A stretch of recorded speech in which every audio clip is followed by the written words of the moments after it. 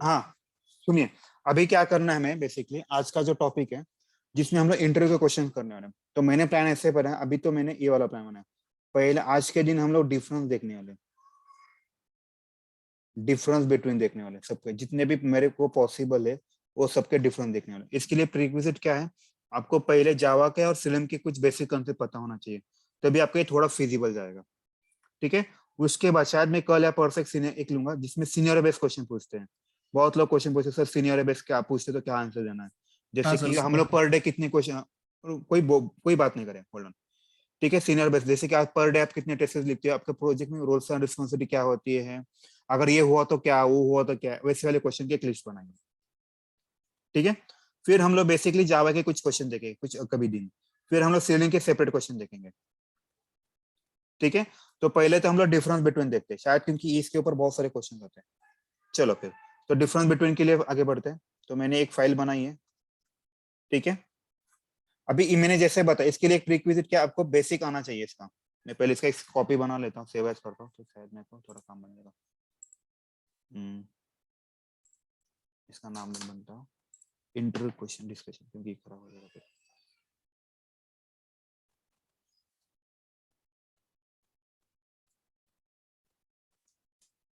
ठीक है, हाँ चलो, सबसे पहला टॉपिक आता है इसमें से, हम लोग को देखते कौन सा आएगा पहला, क्या है क्या। Okay, difference between assert and verify. पता है असर्ट एंड वेरीफाई क्या होता है, कोई मुझे Yes, sir. बताएगा? हाँ क्या होता है? Assert means hard assert, sir. Verify means soft right, assert. hard asset and soft soft assert. asset. Two तो ये types of asset. राइट, तो ये आता है बेसिकली, ये आता है अपना सिनोनिम की कंसेप्ट है बेसिकली। राइट, अगर आपको टेस्ट केस पास करना है या फेल करना है, पास और फेल करना है, उस केस में आपका असर्ट काम आता है। राइट, इस असर्ट के बेसिक दो दो टाइप है, एक है असर्ट है और दूसरा होता है एक वेरीफाई होता है। इसी असर्ट को बोलते हैं हार्ड असर्ट बोलते हैं, इसे क्या बोलते हैं? हार्ड असर्ट बोलते हैं। और इसे क्या बोलते हैं? वेरीफाई को सॉफ्ट असर्ट बोलते हैं। ठीक है, तो इंटरव्यू में आपको दो वे से पूछ सकते हैं, जैसे यहाँ पे क्वेश्चन क्या लिखा है, difference between assert and verify, right, वैसे ही यहाँ पे ऐसा भी क्वेश्चन पूछते हैं, difference between hard assert and soft assert. Right, इसी को हम लोग बोल सकते हैं hard assert and soft assert, दोनों एक ही है, कोई अलग नहीं है। ठीक है, तो अभी होता क्या मैं बताता, पहले असर्ट हार्ड असर्ट के बारे में डिस्कस करते हैं। मान लीजिएगा आपके एक टेस्ट केस है, उसके ये 4-5 स्टेप्स है, और यहाँ पे आपने असर्ट ये कुछ मेथड लिखे, असर्ट डॉट असर्ट इक्वल, ऐसे भी सेम कॉपी पेस्ट है, assert dot assert equal, assert dot assert equal, आपको यहाँ पे कुछ कंडीशंस है। देखिएगा हार्ड असर्ट में क्या होता है, मान लीजिएगा यहाँ पे जो कंडीशन है, कोई तो म्यूट करेगा प्लीज, कमी कर रहे म्यूट करो। असर्ट डॉट असर्ट इक्वल, मान लीजिए यहाँ पे एक कंडीशन है, वो दोनों कंडीशन ट्रू हो रहा है, एक्चुअल और एक्सपेक्टेड ट्रू हो रहा है, जैसे मैनुअल में हम लोग वैसे वही करते हैं। अगर आपको मान लीजिए आपका कंडीशन ट्रू हो रहा है, तो हम उसको क्या करते हैं, आपका कंडीशन ट्रू हुआ, वो टेस्ट स्टेप को पास करते, तो ये टेस्ट स्टेप पास हो गए, एग्री होगा। मान लीजिएगा ये भी आपका स्टेप पास हो गया, actual and expected step match हो रहे हैं, आपका टेस्ट स्टेप पास है, लेकिन यहाँ पे आया और यहाँ पे आपकी कंडीशन फेल हो गई, यहाँ पे क्या हुआ, कंडीशन फेल हो गई। तो क्या होता है हार्ड असर्ट में, आपका टेस्ट केस, होल्ड ऑन मैं बता रहा हूँ, आपका टेस्ट केस क्या होता है, फेल एज अ मार्क होता है, क्या होता है, फेल एज अ मार्क होता है। और एक चीज होती है इसमें, नेक्स्ट स्टेप एग्जीक्यूट होता है क्या, नहीं, ये बहुत इंपॉर्टेंट है। तो हार्ड असर्ट में क्या होता है, whenever condition fail, test case mark as a fail and next step will not be executed। next test step बोल रहा हूँ, याद रखें, नेक्स्ट स्टेप बोल रहा हूँ, केस नहीं बोल रहा हूँ, आपका नेक्स्ट स्टेप एग्जीक्यूट नहीं होता। सब लोग अभी एग्री उस पॉइंट पे, हार्ड असर के बारे में ये 2 पॉइंट बताना। Yes, sir. Yes, sir. अभी सॉफ्ट असर में क्या होता है, सॉफ्ट असर मतलब कैसे होता है, ये बस चेक पॉइंट होते हैं, जैसे कि सेम लॉजिक से, ये 4-5 स्टेप्स है, मान लीजिए यहाँ सब पे मैंने सॉफ्ट असर्ट लगा दिया, यहाँ पे कंडीशन ट्रू हुआ चल गया, यहाँ पे मान लीजिए कंडीशन फेल हुए हैं, लेकिन अगर ये हार्ड असर्ट होता है तो ये नीचे वाले स्टेप एग्जीक्यूट होते क्या, नहीं होते in case of hard assert. But soft assert में क्या होता है, आपका बस वो ध्यान में रखता है इसने यहाँ पे गलती की है करके, राइट, यहाँ पे गलती की है वो ध्यान में रखता है, लेकिन ये नेक्स्ट स्टेप एग्जीक्यूट करता है, यहाँ पे भी एग्जीक्यूट करता है, यहाँ पे भी करता है, यहाँ पे भी करता है, यहाँ पे भी करता है। मान लीजिएगा यहाँ पे भी उसने कंडीशन वेरीफाई किया और ये कंडीशन पास हो गई तो आगे बढ़ेगा। यहाँ पे मान लीजिए कंडीशन फेल हो गई सॉफ्ट असर्ट की, तो ये टेस्ट केस को आगे बढ़ते जाएगा, बस नोट डाउन करेगा क्या चल रहा है क्या नहीं, और सब होने के बाद रिजल्ट में बताएगा कि आपका क्या स्टेटस है, और इस केस में आपका टेस्ट स्टेप आगे बढ़ते जाता है। और इस सॉफ्ट असर्ट में एक कंसेप्ट होता है, soft assert dot assert all concept, assert all बोलते हैं। असर्ट ऑल किया तो उसके बेसिस पे डिसाइड करते हैं टेस्ट केस को पास करना है फेल करना है। जैसे मान लीजिएगा पे 5 स्टेप्स है और आपने सब जगह पे असर्ट किया है, आपका ये कंडीशन ट्रू है, ये कंडीशन ट्रू, ये फेल है, ये ट्रू है, ये ट्रू है, ये ट्रू है, तो जब आप असर्ट ऑल करोगे तो आइडियली क्या होना चाहिए, टेस्ट केस क्या होना चाहिए, एक भी फेल हुआ तो टेस्ट केस फेल होता है, बस ये पूरा होने तक वेट करता है। समझ में है सबको असर्ट के बारे में, असर्ट एंड वेरीफाई के बारे में? ठीक है, तो अभी हम लोग पॉइंट पढ़ते हैं तो आपको शायद पिक्चर क्लियर हो जाएगा। देखिए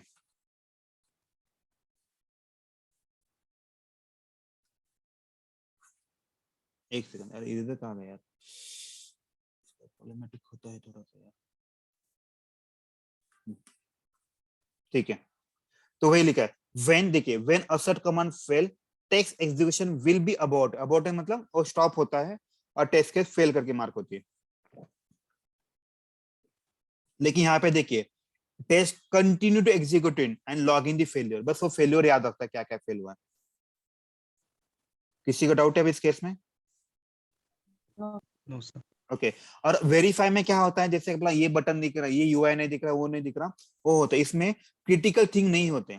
देखिए नॉन क्रिटिकल थिंग लोग चेक करते हैं हम लोग, यहाँ पे एक्चुअल क्रिटिकल थिंग चेक करते हैं, जिसके बेसिस पे हम लोग बोल सकते हैं टेस्ट को पास करना है फेल करना है। ठीक है, अभी किसी को डाउट है कि बताइए मुझे इस केस में? चलो आगे बढ़े, चलो इंटरव्यू का favourite question, difference between fine element and fine elements, right. देखिए fine element and fine elements के बारे में देखते हैं अभी। तो ये बेसिकली सिनोनिम के कंसेप्ट है। फाइन एलिमेंट क्या करते हैं, इसका सिंटैक्स होता है ड्राइवर, यहाँ पे ऐसे लिखते हैं web element x equal to driver, sorry mistake, driver dot find element, यहाँ पे हम लोग एलिमेंट लिखते हैं और यहाँ पे आपका लोकेट होता है बाय डॉट एक्सपाथ होगा। देखो यहाँ पे बाय ENT लिखा है, राइट, और जो एलिमेंट्स होता है जैसे ड्राइवर डॉट फाइंड एलिमेंट्स, देखिए प्लूरल है, तो ये क्या करता है, ये रिटर्न करता है आपको लिस्ट ऑफ वेब एलिमेंट। पहले तो चीज है ये क्या करता है, आपको लिस्ट ऑफ वेब एलिमेंट करता है, राइट। तो फाइंड एलिमेंट का यूज क्या होता है, to find the single element on a web page, बराबर। किसी का डाउट है इस केस में? तो फाइंड एलिमेंट क्या करता है, आपका टास्क क्या होता है, वो सिंगल वेब एलिमेंट ढूंढने का काम करता है। और फाइंड एलिमेंट्स क्या करता है, find the multiple web element, right. ये एक पॉइंट हुआ। सेकंड पॉइंट क्या हुआ, ये जो ड्राइवर ऑफ फाइंड एलिमेंट है इसका रिटर्न टाइप क्या है, वेब एलिमेंट है। कोई तो म्यूट करेगा प्लीज, किसी का तो म्यूजिक बज रहा है, ठीक है। और जो ड्राइवर ऑफ फाइंड एलिमेंट्स है इसका रिटर्न टाइप क्या है, लिस्ट ऑफ वेब एलिमेंट, बराबर। सेकंड पॉइंट होगा। अगर मान लीजिए इन एनी हाउ ऐसा हुआ कि आप जिस लोकेटर को ढूंढ रहे, जिस वेब एलिमेंट को ढूंढ रहे, तो वो वेब पेज पे मिलता ही नहीं, तो उस केस में क्या करता है, एक्सेप्शन थ्रो करता है। कौन सा एक्सेप्शन थ्रो करता है, नो सच एलिमेंट, राइट। लेकिन इस केस में ऐसा नहीं होता, इस केस में अगर वो एलिमेंट नहीं मिलता तो बस उसकी साइज 0 होती है, लिस्ट की जो साइज है वो 0 हो जाती है, इसमें कोई एक्सेप्शन नहीं होता। तो वही यहाँ पे होना चाहिए। देखिए when multiple elements are present on a web page, returns of first element, इसका छोड़ दो, returns all elements, ये रिटर्न सिंगल एलिमेंट करता है, ये मल्टीपल एलिमेंट करता है। ये थ्रो एक्सेप्शन करता है, एक्सेप्शन थ्रो नहीं करता।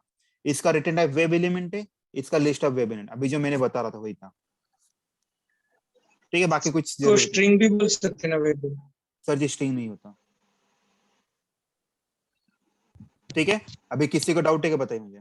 सर ते तुम्ही वेब एलिमेंट्स मध्ये तुम्ही म्हटलं ना की म्हणजे एक्सेप्शन थ्रो करत नाही बट नाही ते करत, व्हॅल्यू झिरो होते म्हणजे नक्की काय होतं ते? साईज त्याची झिरो असते. लिस्ट म्हणजे काय, लिस्ट एक कलेक्शनचा पार्ट आहे, राईट. मी फक्त म्हणजे डिक्लेअर समजा करत, त्यात काय व्हॅल्यू नाही टाकली, व्हॉट इट मीन्स. त्याची समजा साईज काय असणार आहे, झिरो असणार. त्याच्यामध्ये 10 एलिमेंट्स असतील बरोबर आहे. हा, मग ती साईज 10 होईल. झिरो होईल का परत? साईज झिरो कशी होणार ना, 10 एलिमेंट आले म्हणजे त्याची साईज 10 होणार ना साहेब. ओके. जर आपला तेव्हा एलिमेंट त्याला नसेल तर त्याची साईज साईज 0 झिरो होणार. हा म्हणणे तेच दिले बघा, doesn't throw any exception, return zero element, जेव्हा नसेल तेव्हा. ऑल सेट है, आगे बढ़े। Yes sir. ठीक है, इसके बाद आता है इंटरव्यू का favourite question, different between list and set. ठीक है, अभी मुझे जो पता है पहले वो बताता हूँ। लिस्ट एंड सेट मतलब मुझे कभी किसी ने पूछा तो मैं पहले बोलता, पहला चीज है लिस्ट अलाउज डुप्लीकेट वैल्यू, सबसे इंपॉर्टेंट। बराबर, यहाँ पे ओनली यूनिक वैल्यू। ओके, दूसरी चीज क्या होती है यहाँ पे, अलाउज मल्टीपल नल वैल्यूज। ये भी बहुत, ये भी एक पॉइंट बड़ा था आपका। और यहाँ पे ओनली वन नल अलाउ होता है, नल वैल्यू अलाउ होती है। ठीक है, उसके बाद लिस्ट में अगर आप देखोगे इसमें ऑर्डर जो होता है आपका, इंसर्शन, जिस ऑर्डर आप डेटा डाल रहे हो, राइट, इसे बोलते हैं insertion order prism. Insertion order is preserved, यहाँ पे ईडी लगा रहे हैं हम लोग, यहाँ पे इंसर्शन ऑर्डर प्रिजर्व नहीं होते। बस इतना बोल दिया तो काम बन जाएगा आपका। ठीक है, किसी का डाउट है अभी इस केस में? सर हम एक पॉइंट और बोल सकते हैं लिस्ट में कि जहाँ पे इंसर्शन और deletion is easy, is it? Set में इंसर्शन ऑर्डर प्रिजर्व होते हैं ना, या लिस्ट में? नहीं, लिस्ट में होता है सर जी। ठीक है, अभी जिसको मैंने तो ये आपको बेसिक बताया, जिसको जो ऐड करना है तो आप ऐड कर सकते हो, अभी आपका कॉल है। ठीक है, ये मतलब ये इसमें ये क्यों लिखा मैंने, क्योंकि जब आप इंटरव्यू क्वेश्चन आपको पूछेगा ना, वो बेसिकली आपको ये 3 पॉइंट एक्सेप्ट करता है, समझ में? वो आपसे ये 3 पॉइंट एक्सपेक्ट करेगा। ऑल सेट है, किसी का भी डाउट इस केस में? No sir. चलो आगे बढ़ते हैं ताकि हम नेक्स्ट क्वेश्चन ले सके।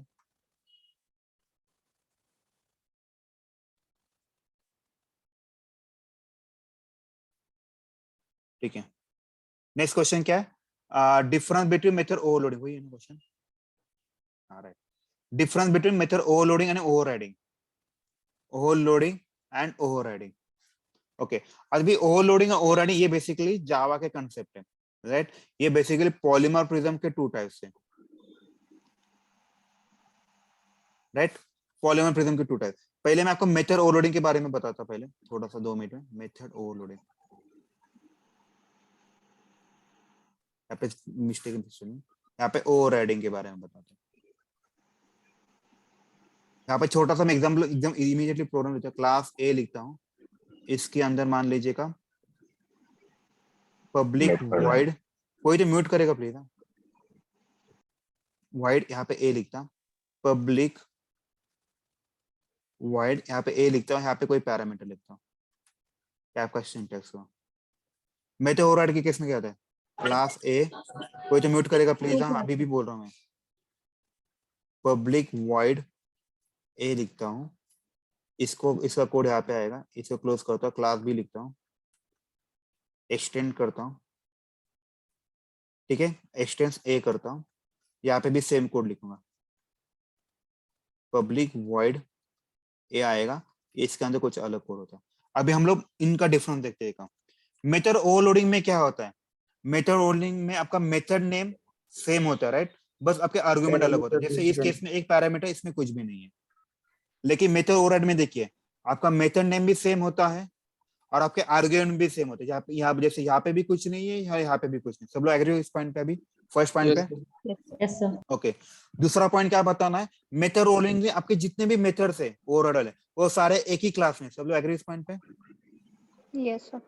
लेकिन मेथड ओवरराइड में क्या होता है, एक पेरेंट क्लास में होता है, एक चाइल्ड क्लास में, डिफरेंट क्लास, राइट। ये दूसरा पॉइंट हुआ। किसी का डाउट है?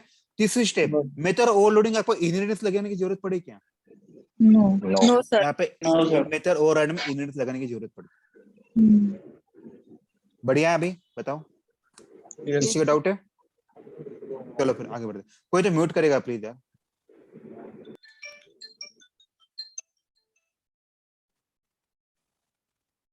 ठीक है, आगे बढ़ते हैं।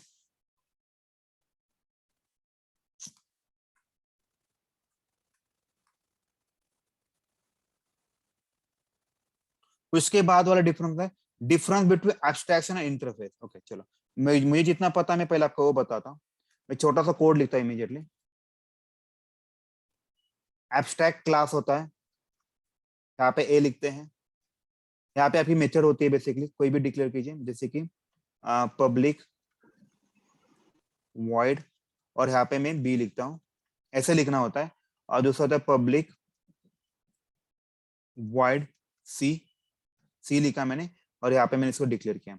देन क्लास बी एक्सटेंड्स ए होता है, और यहाँ पे जो आपने डिक्लेयर किए एब्स्ट्रैक्ट मेथड, राइट, यहाँ पे एब्स्ट्रैक्ट लिखना पड़ेगा।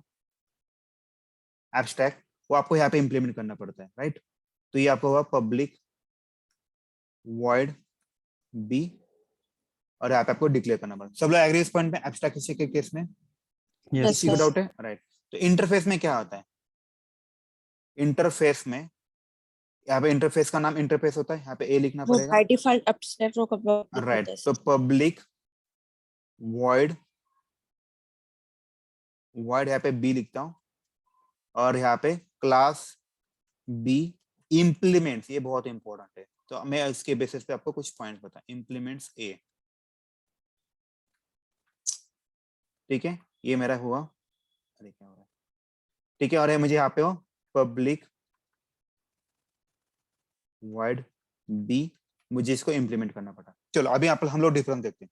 पहले तो एब्स्ट्रैक्ट क्लास होता है, स्टार्ट इस कीवर्ड इज एब्स्ट्रैक्ट, राइट। जो एब्स्ट्रैक्शन होता है, उसका जो क्लास होता है, वो क्लास का स्टार्ट किससे होता है? एब्स्ट्रैक्शन से होता है। Abstract इंटरफेस केस में स्टार्ट किससे होता है? इंटरफेस में होता है। Okay, Interface. अगर आप एब्स्ट्रैक्शन में देखिएगा, यहाँ पे दो टाइप्स के मेथड्स हैं। एक है एब्स्ट्रैक्ट मेथड है, मतलब बस बॉडी बताना है क्या कौन सी है, उसके अंदर का कोड नहीं है, इसे एब्स्ट्रैक्ट मेथड बोलते हैं। एब्स्ट्रैक्ट में एब्स्ट्रैक्ट भी मेथड होते हैं और नॉन एब्स्ट्रैक्ट भी मेथड होते हैं। नॉन एब्स्ट्रैक्ट मतलब जिसका अंदर जिस मेथड के अंदर बॉडी भी है, कुछ स्टेटमेंट्स होंगे, राइट। लेकिन इंटरफेस में क्या होता है? All the methods are abstract. सब लोग एग्री उस पॉइंट पे? Yes, sir.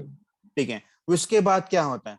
हम we need to extend the abstract class and we need to implement, ये थर्ड पॉइंट होगा। सब लोग एग्री उस पॉइंट पे? Yes sir. और एक चीज होता है, एब्स्ट्रैक्शन के बारे में बताइए, उनको इंटरव्यू का फेवरेट है। Abstraction doesn't support multiple inheritance और इंटरफेस सपोर्ट्स मल्टीपल इनहेरिटेंस। ये सबसे इंपॉर्टेंट फेवरेट Yes. क्वेश्चन है, पॉइंट है। तो फिर देखिए, मैंने 4 पॉइंट बता दिया आपको। सब लोग एग्री उस पॉइंट पे? Yes. इंटरव्यू क्रैक करने का बेस्ट तरीका ये है कि आपको हर क्वेश्चन के 3-4 पॉइंट बनाइए, आपका काम बन जाएगा। देखो यहाँ पे क्या लिखा है, जावा एक मिनट इसको डाउन करता थोड़ा सा, इंटरफेस म्यूट कीजिए सब लोग कोई तो। Java interface abstract can not, okay, variable, मुझे कोई अच्छा पॉइंट दिखाना। देखिए मैंने बताया इंटरफेस में इंप्लीमेंट्स होता है, यहाँ पे एक्सटेंड्स होता है, राइट। दूसरा क्या होता है, मैंने जैसे बताया था, इंटरफेस में सारे मेथड सबसे क्या होते हैं? एब्स्ट्रैक्ट होते हैं। All are by default abstract, यहाँ पे ऐसा नहीं होता, राइट। इंप्लीमेंट हुआ, ये हुआ, यहाँ पे हम और क्या बोल सकते हैं इसको? वी नीड टू एक्सटेंड और वी नीड टू इम्प्लीमेंट। और मैंने लास्ट बताया था मल्टीपल इनहेरिटेंस वाला, याद है? मल्टीपल इनहेरिटेंस वाला सपोर्ट मल्टीपल इनहेरिटेंस का सपोर्ट करता है, ये सपोर्ट नहीं करता। किसी का भी डाउट है कि बताइए इस केस में? No sir. चलो आगे बढ़ते हैं। सर ये एब्स्ट्रैक्ट प्रोजेक्ट में कहाँ पे यूज करते हैं? वो नेक्स्ट कल के टॉपिक में बताऊंगा, कल के केस में है। Okay. ठीक है, उसके बाद difference between method and constructor के बारे में बताता हूँ। मेथड क्या होता है, कंस्ट्रक्टर क्या होता है? देखिए, जो कंस्ट्रक्टर होता है उसके बारे में पहले लिखते हैं। क्लास ए लिखा मैंने, और पब्लिक ए लिखा, दैट ए मेथड हुआ, ये आपका, और ये आपका कंस्ट्रक्टर हुआ। मैं आपको उसको 2 मिनट दीजिए, मैं इसको बताता हूँ। और यहाँ पे आपका पब्लिक होता है, इसको मैं ऐसे लिखता हूँ, सेम ये करता हूँ, क्लास ए लिखता हूँ, पब्लिक वाइड ए, यहाँ पे कोड होता है, राइट, ये मेथड है, ठीक है। और अगर मुझे इसको कॉल करना होता तो मुझे कैसे कॉल करना है, एक मिनट अगर छोटा करता क्रिएट करना पड़ता है। Object 2 minute exactly object create करना होता है। एक मिनट दीजिए, मैं अभी क्या कर रहा हूँ, यहाँ पे एक और एक क्लास बना रहा हूँ, क्लास बी बना रहा हूँ, ऐसे लिखा, capital A small A equal to new capital A, ऐसा लिखते हैं। यहाँ पे सेम थिंग, क्लास बी मुझे लिखना पड़ेगा, ये आपका क्लास बी है, capital A small A equal to new capital A लिखना पड़ेगा। यहाँ पे इसका नाम चेंज करता, मैं ए बी लिखता क्योंकि कंस्ट्रक्टर की कंसेप्ट हुई है, तो ए डॉट बी। सब लोग एग्री उस पॉइंट पे? ये वाला क्यों लिखा मैंने? ओके, देखिएगा अभी मैं अभी आपको डिफरेंस बताने ट्राई करता हूँ। पहले तो कंस्ट्रक्टर में क्या होता है, class name and method name same होता है। सब लोग एग्री सेम उस होता पॉइंट पे? यस बता सर जी, रुकिए मैं बताता हूँ। क्लास नेम और मेथड नेम सेम होता है। मेथड में क्या होता है, class name and method name क्या होता है, सेम नहीं होता। फर्स्ट पॉइंट क्लियर सब लोग? Yes sir. सेकंड पॉइंट देखिए, अगर आप मेथड हो जो कंस्ट्रक्टर की जो मेथड होती है, इसको कोई रिटर्न टाइप है क्या? नहीं है। नो। तो क्या सेकंड पॉइंट है, constructor do not have return type. बस मेथड का क्या होता है, कुछ ना कुछ आपको रिटर्न लिखना पड़ता है, आइदर वॉइड लिखिए, बूलियन लिखिए, स्ट्रिंग लिखिए, कुछ भी लिखिए, लेकिन होना ही चाहिए कंपलसरी। सब लोग एग्री इस पॉइंट पे? अभी 2 पॉइंट हो गए, ऑल सेट है? Yes sir. ओके, यस इसके बाद क्लास बी में क्या होता है, देखिए कंस्ट्रक्टर के केस में क्या होता है, जैसे आप ऑब्जेक्ट बनाते हो, as soon as you create object, ये मेथड ऑटोमेटिक एग्जीक्यूट हो जाती है। क्या होता है, जैसे आप यहाँ पे कॉल करते हो, मतलब ऑब्जेक्ट बनाते हो, तो ऑटोमेटिक ये मेथड एग्जीक्यूट होते हैं। इसे बोलते हैं इन कंस्ट्रक्टर मेथड्स आर इन्वोक्ड। देखो इन्वोक्ड, इसे बोलते हैं इम्प्लिसिटली। इम्प्लिसिटली मतलब उसके साथ ही आता है। जैसे आप कोई जूता खरीदते हो, एक जूते के साथ दूसरा जूता ऑटोमेटिक आ जाता है, राइट, बाय डिफॉल्ट आ जाता है, राइट। इसे इन केस में क्या होता है, कंस्ट्रक्टर केस में आपका जो मेथड है वो बाय डिफॉल्ट इन्वोक होता है इम्प्लिसिटली। यहाँ पे ऐसा होता है क्या, आपने रिलेशन बनाया, उसके बाद आपको इसको एक्सप्लिसिटली कॉल करना पड़ता है। क्या करना पड़ता है, सब एग्री इस पॉइंट पे? तो बताना है उनका third point, in constructor methods are invoked implicitly as soon as we create the object, but in method we need to call the method explicitly। आपको बताना पड़ता है और कॉल करना पड़ता है वो मेथड। अभी किसी को डाउट है क्या, बताइए इस केस में? नो सर नो चलेगा? सर। तो देखते हैं क्या पॉइंट लिखे हैं, पता नहीं।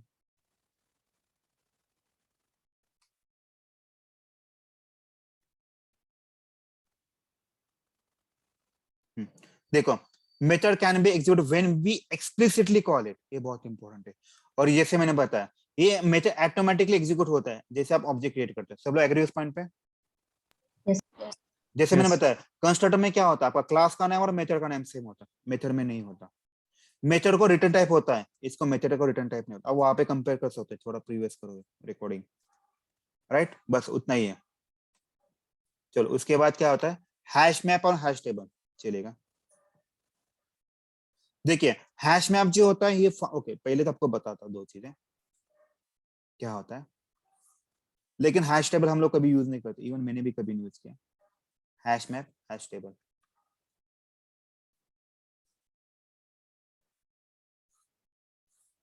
देखो या एक चीज है, इनका दोनों का सिमिलरिटी क्या है पता है, दोनों भी की वैल्यू पेयर करते हैं, समझा? दोनों भी की वैल्यू पेयर होता है, ठीक है? ओके, अभी हैश मैप के बारे में देखते हैं। हैश मैप में क्या होता है आपका, ओनली यूनिक की and can allow duplicate value, बराबर? इसमें यूनिक की होते हैं, आपके वैल्यू डुप्लीकेट हो सकते हैं। सब लोग एग्री इस पॉइंट पे? Yes sir. Yes sir. लेकिन हैश टेबल में की भी यूनिक चाहिए और आपका वैल्यू भी यूनिक चाहिए, राइट? ओके, फर्स्ट पॉइंट बताया। सेकंड पॉइंट, इसमें आपके लिए only one null key and only one null value allow होता है, सॉरी मल्टीपल नल अलाउ होता है,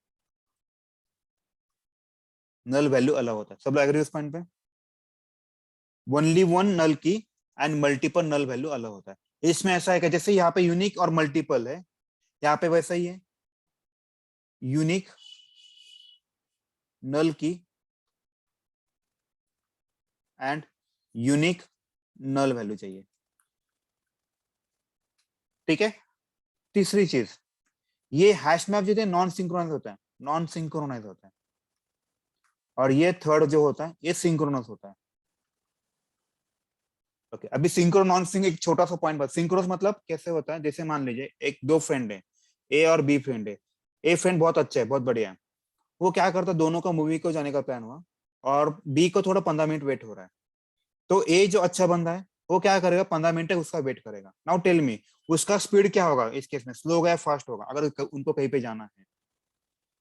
फर्स्ट स्लो होगा ना होगा। सर जी, स्लो होगा ना, क्योंकि वो वेट करेगा ना Slow. दूसरे के लिए।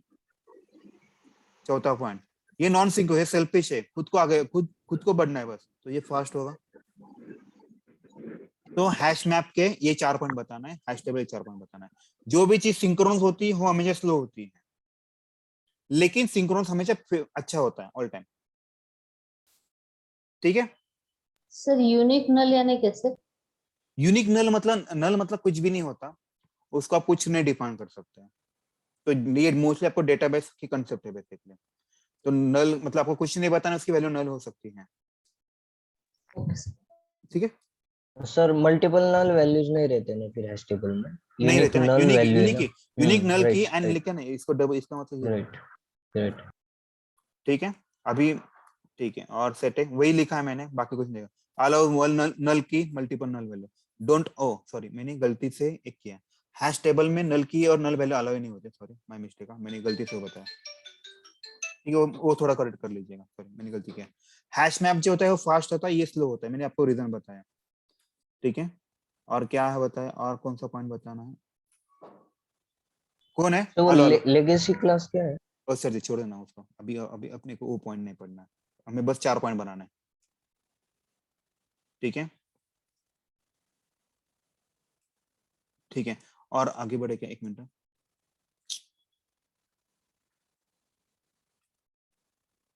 Synchronous asynchronous. हाँ सिंक्रोनस छोड़, ओ भी होगा, राइट? अभी और किसी को डाउट है इस केस में?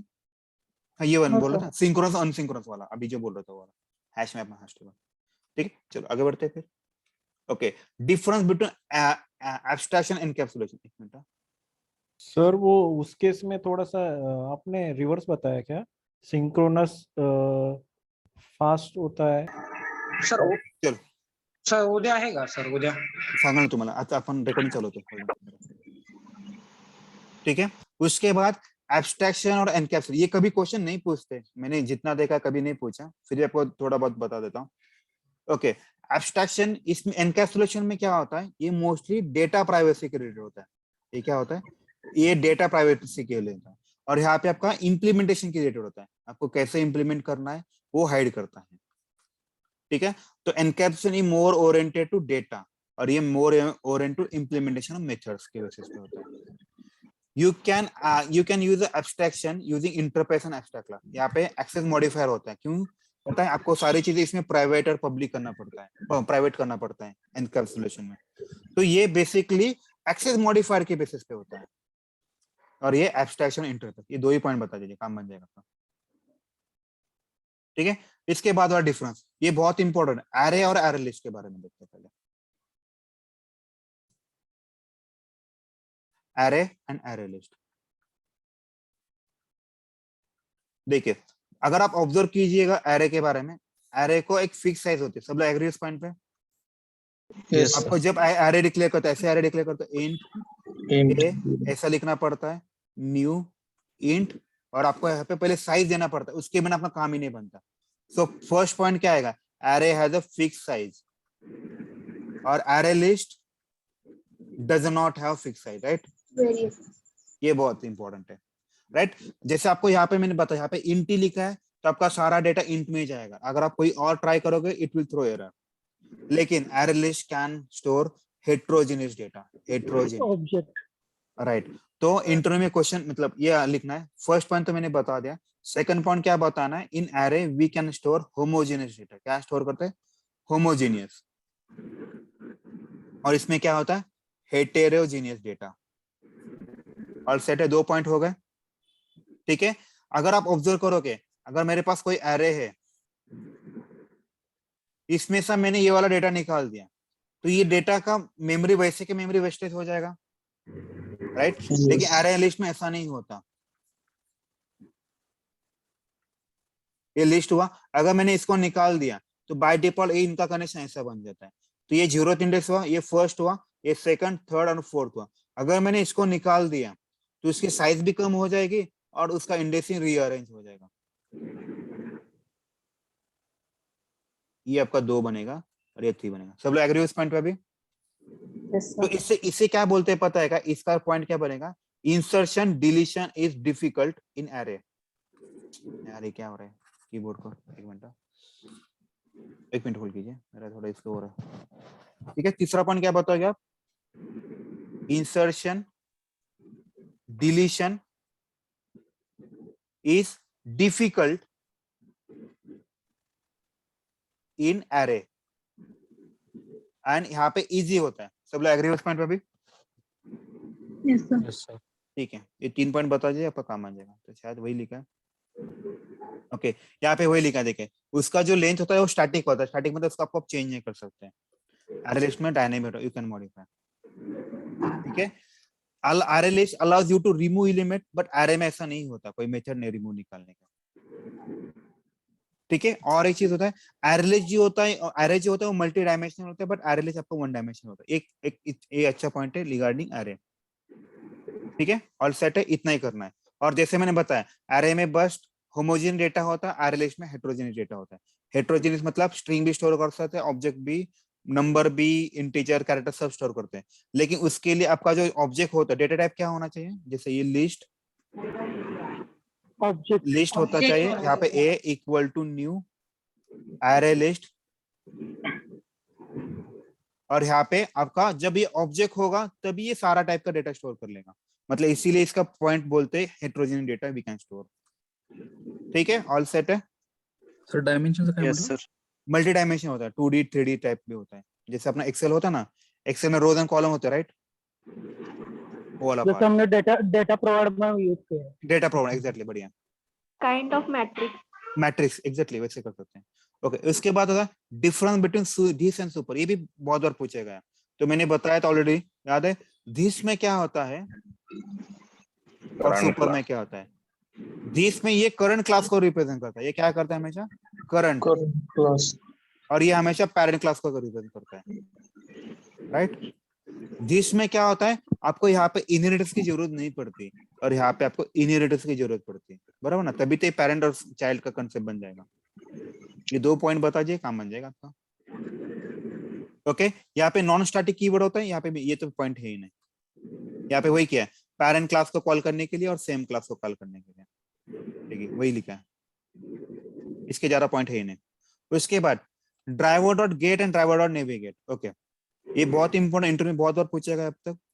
तो ड्राइवर डॉट गेट में क्या होता है और ड्राइवर डॉट नेविगेट,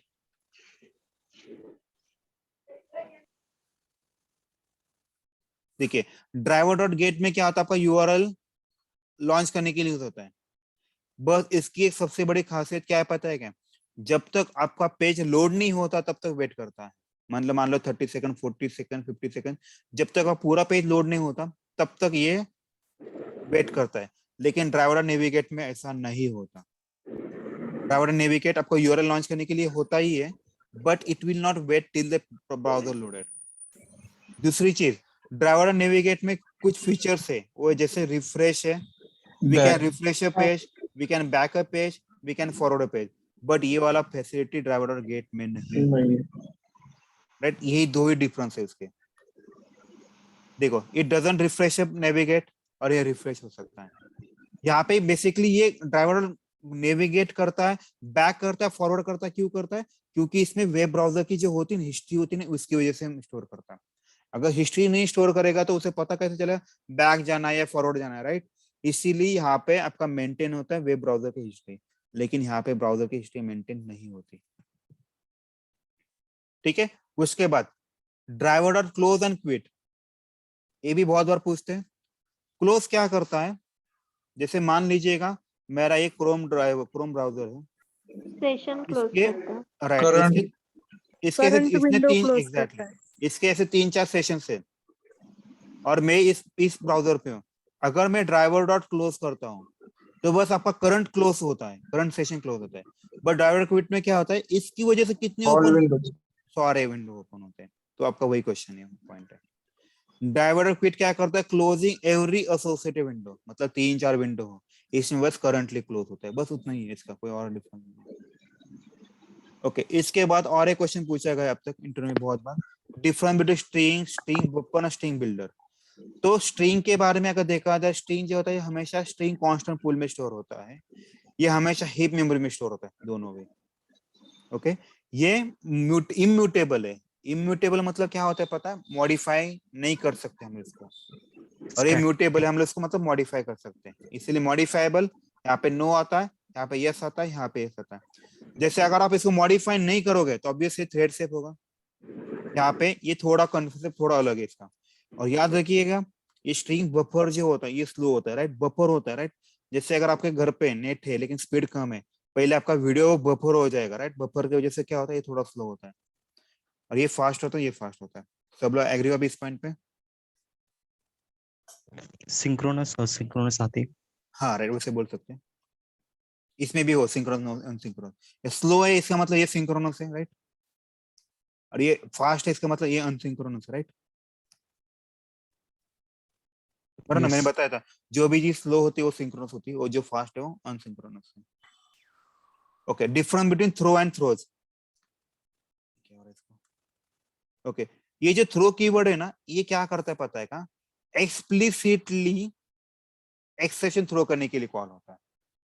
और ये क्या होता है पता है? हम लोग याद है जब भी कभी पब्लिश स्टैटिक वॉइड में आगे थ्रोज लिखते हैं, देखिएगा यहाँ पे भी शायद मैंने कहीं पे तो लिखा होगा, यहाँ पे पब्लिश स्टैटिक वॉइड में यहाँ पे लिखते हैं हम लोग थ्रोज आईओ एक्सेप्शन ऐसा टाइप। और ये जो थ्रो होता है यहाँ पे लिखते हैं थ्रो न्यू लिखना होता है, और आपको कोई भी लिखे अरिथमेटिक ऐसा होता है,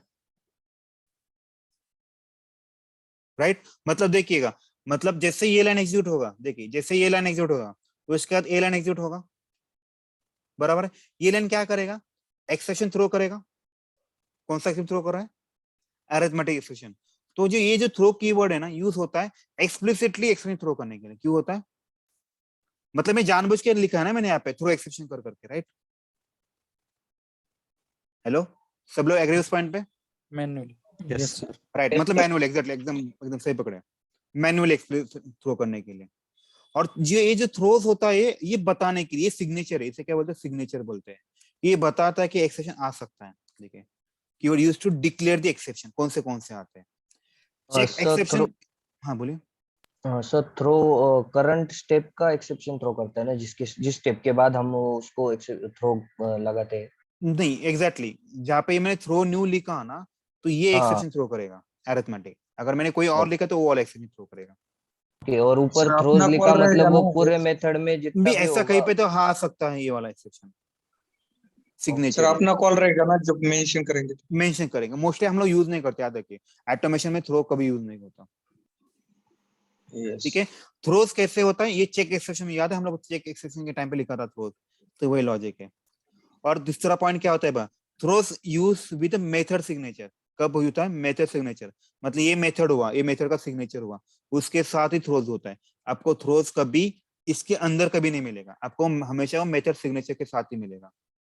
और आपको थ्रो हमेशा इनसाइड मेथड ही मिलेगा, इनसाइड ही मिलेगा। देखिए ये पॉइंट लिखा है, विद इन द मेथड, और ये मेथड सिग्नेचर में आता है। थ्रो की वजह से हम मल्टीपल एक्सटेंशन कर सकते हैं, यहाँ पे मल्टीपल एक्सटेंशन थ्रो कर सकते हैं, बता सकते हैं, डिक्लेयर कर सकते हैं। ये बेसिकली डिक्लेरेशन के लिए काम आता है, ये थ्रो करने के लिए काम आता है, राइट? सब लोग एग्री उस पॉइंट अभी? Yes, सर तिथे वर डिक्लेअर केल्यावर थ्रोज डिक्लेअर केल्यावर म्हणजे त्याचा यूज काय होतं ऍक्च्युअली? यूज असं होतं की ते सांगते की बाबा तू हे एक्सेप्शन येणार आहे, तुम्ही ते हँडल करा म्हणून। ते मग समजा एक्सेप्शन Throw आलं मध्ये ना तरी सर? ते ते कंटिन्युअस accept प्रोग्राम नाही, ते नाही, ते तुम्हाला कॅच करावं लागतं. इव्हन थ्रोज मध्ये जरी ते एक्सेप्शन लिहिलं आणि तुम्ही त्याला हँडल नाही केलं असं चालत नाही, हँडल करावंच लागतं. ते फक्त इंडिकेशन आहे, जसं गुगल सांगतं तुम्ही लेफ्टला जावा. हा सर तुमचा आपण कॉल आहे. हँडल कॅच मध्ये करू शकतो ना? राइट, एग्जैक्टली वही मैं बता रहा हूँ। जैसे कि गूगल पे है, लिखा है आपको लेफ्ट जाना है, नाउ आपका कॉल है ना, लेफ्ट जाना है कि राइट जाना है, राइट? तो थ्रोज भी वैसे ही होता है, वो थ्रोज बता रहा है कि आपका एक्सेप्शन आ सकता है, अब ये उसको हैंडल करना है नहीं करना अपना कॉल होता है, राइट? अगर नहीं करोगे और वो वाला आएगा तो एक्सेप्शन थ्रो करेगा। sir. Throw can be used for user defined exceptions. User different exception के लिए होता है, जो ऑटोमेशन में मोस्टली यूज नहीं होता। So आगे जो के throws- स्टेप फिर थ्रोज मेथड सिग्नेचर के लिए होता है ना, ये हो सकता है फ्यूचर में आ सकता है। so आगे के स्टेप फिर एग्जीक्यूट नहीं होंगे क्या? नहीं अगर होगा ना, exception आ तो जाए? इसलिए देखिए ना यहाँ पे रेड लाइन आया, देखिए। इसलिए ट्राई कैच। हाँ राइट, यहाँ पे देखिए, यहाँ पे रेड लाइन दिखा ना उसने, बेटर है। देखिए यहाँ पे रेड लाइन आया कि नहीं, वो बता रहा है। यस देखिए यहाँ पे पॉइंट क्या बता रहा है, रिमूव ड्राइवर मैंने थ्रो न्यू एक्सेप्शन, इसकी वजह से नीचे की लाइन एग्जीक्यूट नहीं होगा, इसीलिए एक्सेप्शन गया। So we handle only by try and catch. Try catch एकदम ठीक है। Next question, difference between final याद रखिए, फाइनल क्या है? कीवर्ड है, it is applicable to variable, method and class. अगर आप किसी वेरिएबल को फाइनल लगाते हो तो आप उसकी वैल्यू चेंज नहीं कर सकते। अगर आप किसी मेथड को फाइनल कीवर्ड लगाते हैं आप इसको ओवरराइड नहीं कर सकते। अगर आप किसी मेथड क्लास को फाइनल बनाते हैं आप इसको इनहेरिट नहीं कर सकते, इसलिए कैन नॉट बी एक्सटेंडेड होता है। तो ये फाइनल जो होता है, कीवर्ड एग्जीक्यूशन स्टॉप होतं ना सर? नहीं मैडम वो स्टॉप नहीं करता। फाइनल केस कीवर्ड है मैडम, बेसिकली जो तीनों का अप्लाई होता है, मेथड को, वेरिएबल को, क्लास को। वो सेट कर देता है ना फाइनल वाले एकदम। उसकी वैल्यू चेंज नहीं करने देता। We okay, cannot finally change- क्या क्या है? बेसिकली फाइनली एक ब्लॉक है, क्या है ये? ब्लॉक है, ये हमेशा याद है आपको, ट्राई कैच के साथ आता है, Yes. बराबर? ट्राई कैच के साथ आता है। तो final block at any cost आपका एग्जीक्यूट होते ही मतलब होता ही, इसमें कोई डाउट ही नहीं। ठीक है, फाइनली क्या है? ये ब्लॉक है, याद है मैंने बताया था, finally it is a block, it always comes with the try catch के साथ ही आता है। Yes. और ये फाइनलाइज क्या है? मेथड है, गार्बेज कलेक्शन की कंसेप्ट होती है, उसमें आता है। बिफोर ऑब्जेक्ट इज, अरे क्या हो रहा है, एक minute, before object is garbage collected to perform cleanup activity, मतलब कैसे होता है? ये वाला सिनेरियो बताता हूँ। अभी थोड़ी देर पहले मैंने ये किया था, याद है ये वाला कंसेप्ट? तो अभी क्या होता है फाइनलाइज में, क्या होता है? ये पेरेंट मान लीजिएगा और इसके चाइल्ड मान लीजिएगा, ये चाइल्ड 1, चाइल्ड 2, चाइल्ड 3।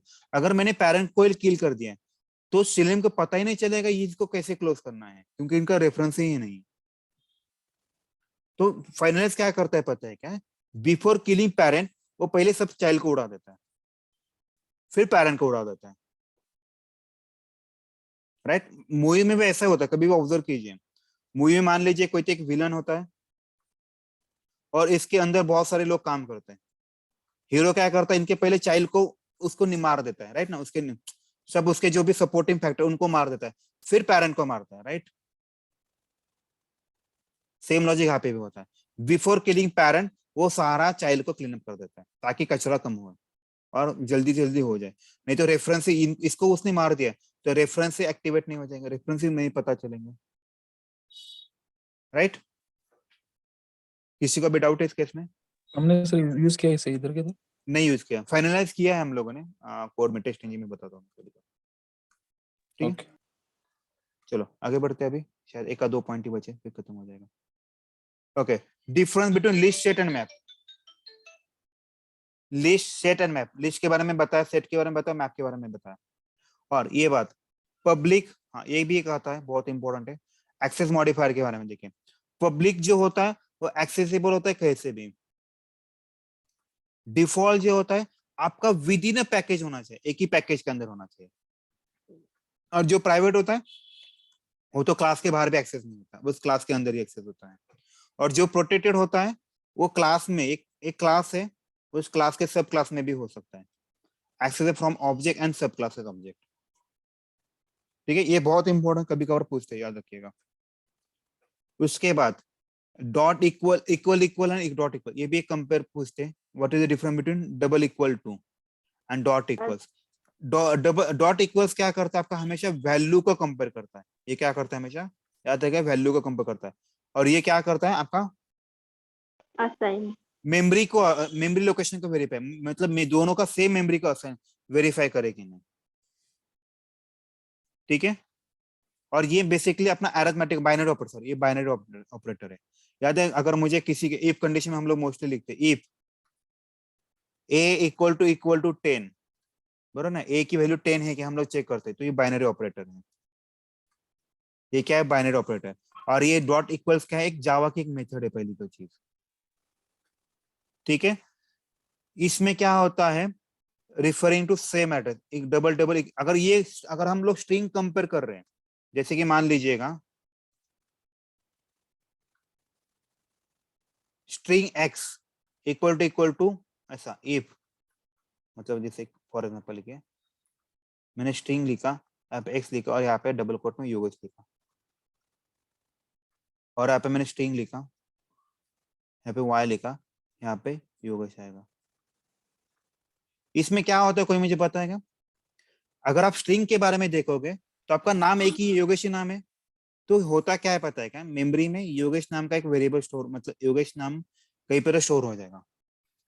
ये किसको आसान होगा, कोई मुझे बताएगा? ये एक्स को भी पॉइंट करेगा और ये वाई को भी पॉइंट करेगा। नाउ टेल मी, ये जो योगेश है, एक्स और वाई दोनों भी सेम मेमोरी लोकेशन वेरीफाई कर रहे हैं।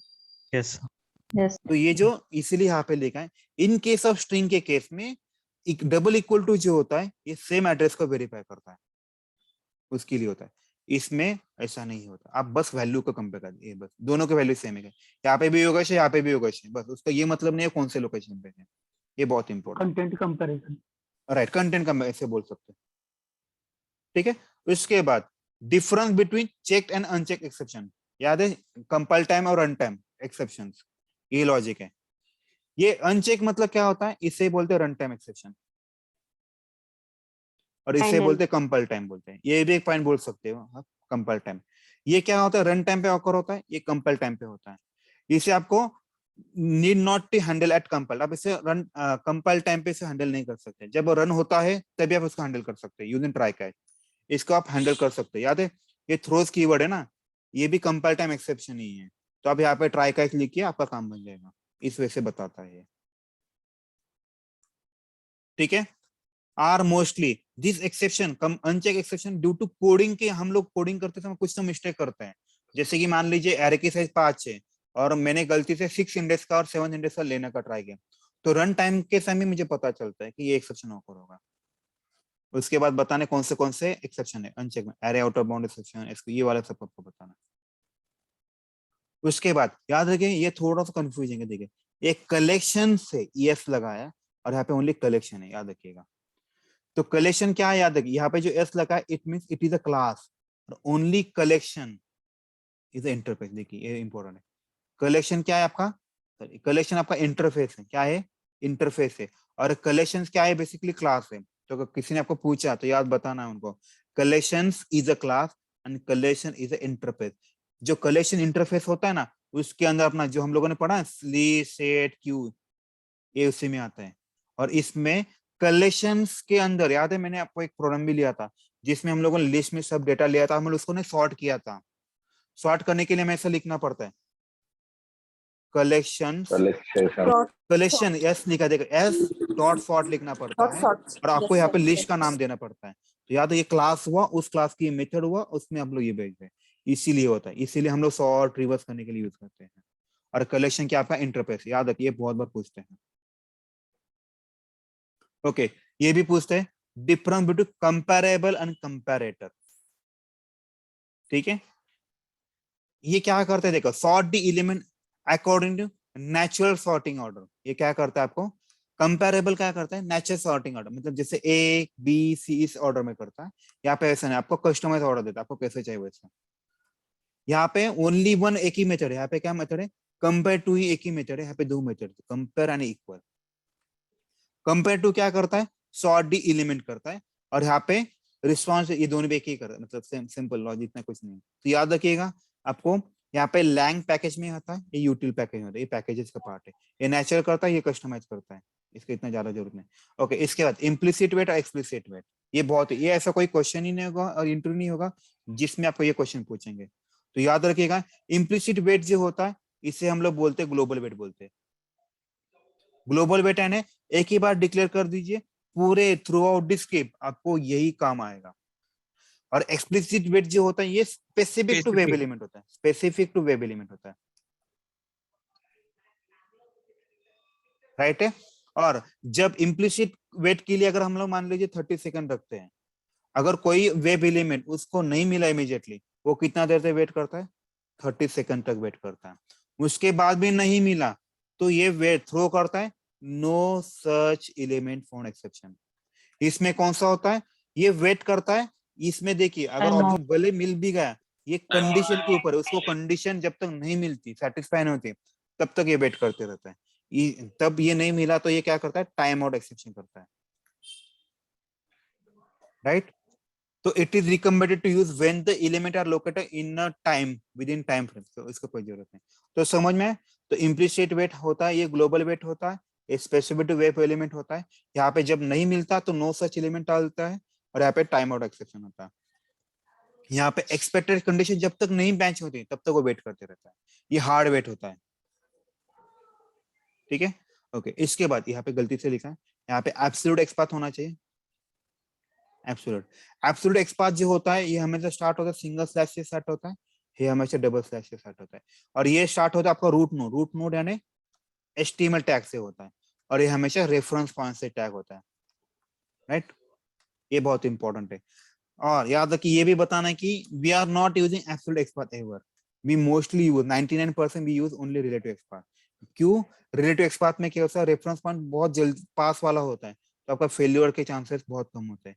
यहाँ पे आपका एक्सपाथ स्टार्ट होता है HTML से, HTML आता है, इसके बीच में बहुत सारे टैग होते हैं, अगर डेवलपर ने थोड़ा भी कुछ चेंज किया आपका ये टैग चेंज हो जाएगा, एक्सपाथ चेंज हो जाएगा, और आपका test objective web element identify नहीं होगा, तो फेल्यूर रेट ज्यादा होता है। ओके, इसके बाद एक क्वेश्चन पूछते हैं, difference between XPath and CSS selector. याद रखिएगा एक्सपाथ होता है या आप फॉरवर्ड भी जा सकते हैं और रिवर्स डायरेक्शन में जा सकते हैं, मतलब ऐसे नीचे भी जा सकते हैं और आप ऊपर भी जा सकते हैं। जैसे एक्सपाथ के कुछ एक्सेस है, याद है, पेरेंट, चाइल्ड, एंसेस्टर, ये आपके एक्सपाथ एक्सेस है, उसके बेसिस पे आप फॉरवर्ड भी जा सकते हैं और रिवर्स भी जा सकते हैं। लेकिन जो CSS सिलेक्टर होता है वो हमेशा डाउनवर्ड जाता है, एक ही डायरेक्शन में जाता है, फॉलो होता है, ठीक है। आई थिंक इतना ही है। ओके, यहाँ पे एक क्वेश्चन पूछा था जस्ट लास्ट वीक में, जो एक्सपेक्टेड कंडीशन है अपना एक्सप्लिसिट वेट वाला, याद है, उसमें हमें 14-15 कंडीशन है basically, expected condition to be ये वाला, element to be clickable, element to be visible, इसके बीच में कंपैरिजन पूछते हैं। बाबा एलिमेंट टू बी क्लिकेबल, भले वो ऑब्जेक्ट एलिमेंट पेज डॉम में हो लेकिन वो क्लिकेबल होना चाहिए, ये बहुत है। An exception for checking element is visible and element to click on it, ये बहुत इंपॉर्टेंट है। यहाँ पे होता है presence of element, presence of element मतलब क्या होता है, वो डॉम में होना चाहिए। देखिए दो चीजें होते हैं, वो पेज डॉम में है, इसके दो ऑप्शन है, एक तो ऑब्जेक्ट हिडन भी हो सकता है या फिर डिस्प्ले भी हो सकता है, राइट। इसे बोलते हैं प्रेजेंस, मतलब उस डॉम में होना चाहिए, इसे बोलते हैं डॉम में। विजिबल मतलब वो डॉम में भी होना चाहिए और दिखना भी चाहिए, विजिबल भी होना चाहिए, ये बहुत इंपॉर्टेंट है। देखिए इसीलिए इज विजिबल, समझ में आ रहा है मैं क्या बोल रहा हूँ।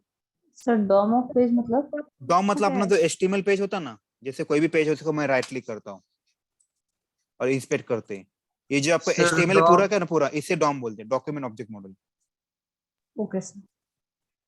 हाँ बोलिए सर फिर वो जो स्टाइल एलिमेंट सर रहता है जो डॉम में प्रेजेंट रहता है और वेब पेज में नहीं रहता है, वो हाँ। क्या है? और स्टाइल एलिमेंट मतलब कैसे होता है, आज पेज है और एक का कोई तो एलिमेंट है X नाम का, अभी था, जैसे रिफ्रेश हुआ तो निकल गया, राइट, पहले था अभी नहीं है, तो डॉम एलिमेंट, इसे बोलते हैं style element. Exception. Sir DOM में रहेगा तब भी दिखेगा ना, और नहीं रहेगा तो? नहीं ना, दो कंडीशन है, डॉम में है लेकिन इसकी प्रॉपर्टी हिडन हुआ तो आपको दिखेगा कि वो वेब एलिमेंट। तो वो कैसे हैंडल करेंगे? वो स्टेल एलिमेंट के लिए हम लोग उसको रिफ्रेश कर सकते हैं पेज को, या फिर से रिलोड कर सकते हैं ऑब्जेक्ट को, फिर से कॉल कर दीजिए, काम बन जाएगा आपका। या फिर मोस्टली रिलोड करेंगे ना तो ऑब्जेक्ट आ जाता है उस केस में। ये मोस्टली कब आता है पता है? स्टेल एलिमेंट वाला मोस्टली आपके ड्रॉप डाउन के केस में आता है, क्योंकि जैसे एक कंट्री का ड्रॉप डाउन होता है, राइट? बाय डिफॉल्ट मान लीजिए यहाँ पे यूएसए आ गया और यहाँ पे आपका स्टेट्स आते हैं। जैसे ही यूएसए आता है तो उसके यूएस के कंट्री देखेंगे। जैसे मैं यहाँ पे इंडिया करता हूँ तो ऑटोमेटिक ये रिफ्रेश हो जाएगा। तो ये यूएसए के स्टेट्स जो थे ना, ये डॉम स्टेल एलिमेंट डालेंगे उसके लिए। क्यों? वो रिफ्रेश होके वैनिश हो गए, इंडिया पहले थे सेलेक्ट अभी करेगा नहीं, राइट? और तो अगर फिर से यूएसए को शो करना है तो वो कैसे करेंगे? तो फिर से आपको रिफ्रेश कर दिए, फिर से सेट कीजिए, आपका काम बन जाएगा। सर सिलेक्ट पण करू शकतो ना डायरेक्ट? हो, करू शकतो ना। ठीक है, और किसी कुछ डाउट है? हमें क्वेश्चन पूछना है। सर हेलो हाँ तो बोलिए। सेलेनियम के बारे में 2 मिनट रुकिए, अभी मैं हेलो। 1 मिनट